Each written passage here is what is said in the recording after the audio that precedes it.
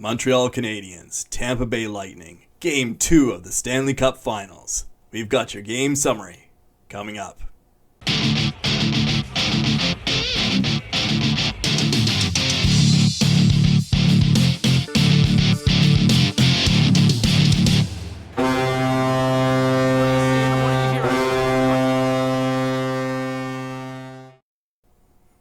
All right, Paul, after Game 1, I'd said that I didn't think that the scoreboard was an accurate reflection of the relative balance of the two teams in the game.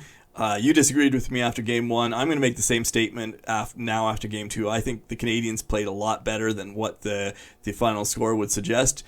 You'll agree with me this time, I'm sure, right? I will agree on part of it. The Montreal Canadiens were better tonight.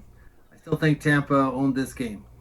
All right, we've got some debate there then. We'll come back to that in a minute. But before we go too far, I need to have a brief confessional moment. My prediction going from last video coming into this game was a 5-2 Montreal win, and it doesn't look like it turned out that way.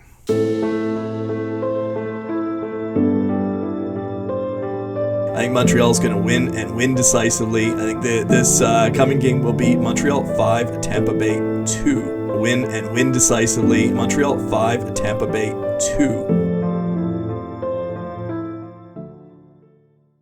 No, you were wrong. Again. Apparently so. I said 2-1, 3-1's close. So if Edmondson doesn't make that bad play behind the net, it's a 2-1 game. And I would have been right. All right, we've got a lot to talk about in this video, but before we go any further, if you're enjoying this video, give us a big like below and subscribe to our channel. We're a brand new YouTube channel and would really help support us and help us to bring you more great hockey content in the weeks ahead. All right, so Montreal they dominated that second period. I want to start with that, Paul. They were just shooting at everything they had at Tampa Bay, and they just couldn't seem to get anything by Vasilevskiy. What do they need to do to score on this guy? Well, I think they got to keep it up with quantity, but they got to start getting some more quality. A lot of the stuff they're getting is from the outside. Vasilevskiy's too good if he gets himself set and can see the puck, and there's good rebound control, with his defense in front of him. I think Montreal has to get to the middle. They have to get more down in around the feet, get it bouncing around, getting him moving around, scrambling a bit, and then seize those opportunities.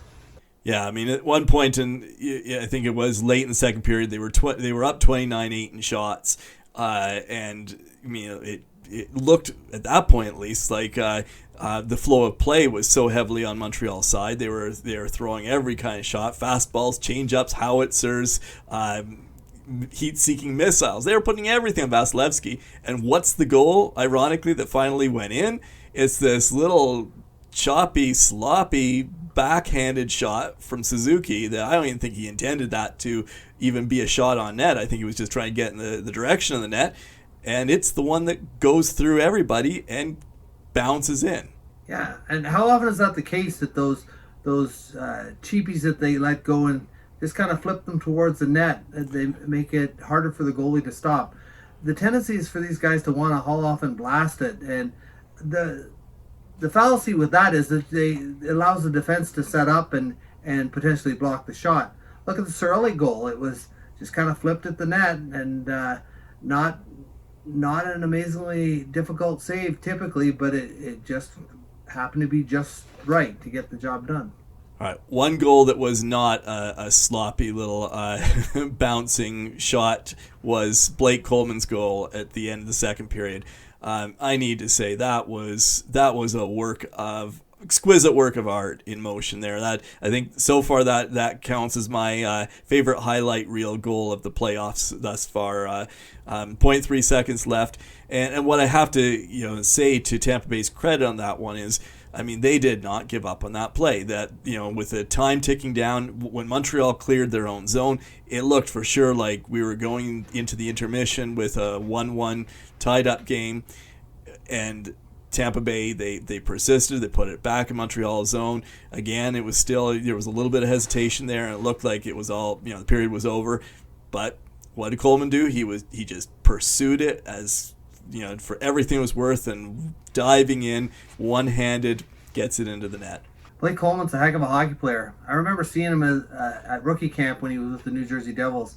They happened to go into a tournament in Buffalo with the rookies, and an acquaintance of mine and I go to see them, and he's a huge New Jersey Devils fan, and we were watching him because they were talking about him being a potential at making the team, and I thought, geez, this kid isn't very good, but he was good, but he didn't really stand out. I didn't see what all the fuss was, and I certainly see it now. This guy has developed into one heck of a hockey player. He works hard. They were showing on CBC tonight how many opportunities he's had similar goals like that, where he just busts in and gets a step on the defenseman and goes all in to get those goals. It's fantastic. All right, so Vasilevskiy, I just know sports talk radio tomorrow morning. There's going to be all these questions about whether he can be solved, whether there's any way to put it past him. It's almost this cliche of playoff hockey that you get to a moment like this. You've got a hot goaltender, and it becomes larger than life, and people start saying, "Oh, is there any way to get it past this guy?" I want to go back to the last two games of the regular season. Florida Tampa Bay ended their season with a series against Florida, and Florida last two games with Vasilevskiy in net, both of those games 5-1 and 4-0 Florida victories. It can be solved, but he just happens to be playing particularly well right now. I'm sure you'll agree with me that those regular season stats count for just as much right now in the playoffs too, right, Paul? Well, here we go, folks. Here's Adrian with the regular season stats and how they're applicable in the playoffs, which they are not. Right now, Vasilevskiy is on his game, but I think the Tampa Bay defensive structure doesn't get enough credit for that. They're not allowing a lot of high-scoring opportunities to happen. I think he is beatable, but that Coleman goal had to be a dagger to the heart for the Canadiens.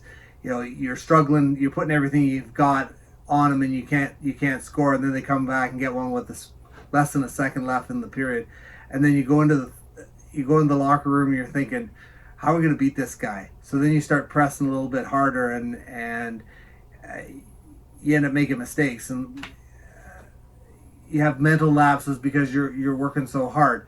Look at the Edmondson play where he just made a soft play and Palat was right there. And of course, when Vasilevsky's playing well, the team's playing well in front of him, so they're confident, and that gives them an advantage. So it becomes this whole cycle that they have to break through. All right, time for predictions for Game 3. I'm going to let you go first on this one, Paul, because I screwed up so badly last time. I need you to show some leadership here. What do you think for Game 3? Well, I think Montreal back in the Centre Bell will be better again, and I think they squeak one out. I think it'll be 2-1. 2-1 Montreal. All right, we're going to come down to a pretty similar in a similar direction here. I do still think I'm not prepared to say that Montreal is just going to get ran out of town and pushed out of Dodge quite so fast. This is not going to be a sweep. I'm still sticking by that. I know I also predicted that we'll go 7 games. I'm starting to get worried whether that prediction is going to come true or not. But I'm not prepared to give up Montreal yet. So I'm going to say Game 3. I think it's going to be a 1-0. I think it's going to be a closer game. 1-0 Montreal win. All right. I could agree with that. All right. Well, let's see where it goes then in a couple days. And viewers, hope that you'll join us back here in the channel for a Game 3 summary. And once again, if you've enjoyed this video, give us a subscription down below and click on like to help us out, help us grow this channel. And also, we'll put a link to our website in the description of the video below. And come on over to check out some great hockey commentary and analysis on our website if you'd like to. Thank you very much, everyone, for watching, and have a good night. Take care, everybody.